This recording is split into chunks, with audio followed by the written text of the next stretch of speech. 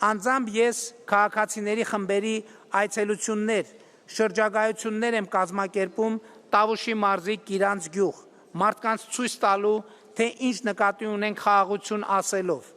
ինչ նկատի ունեմ իրական Հայաստան ասելով, որի սիմվոլը, որի այս սիմվոլը Հայաստանի Հանրապետության միջազգայինորեն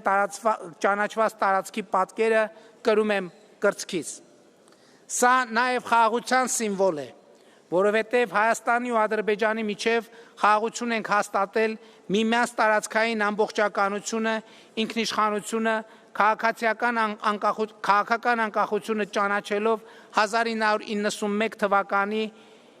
դեկտեմբերի 21-ի Ալմաթայի հռչակագրի հիման վրա, համաձայն որի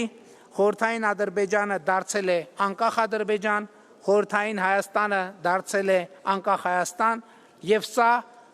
անկախ Հայաստանի տարածքի քարտեզի ուրվագիծն է։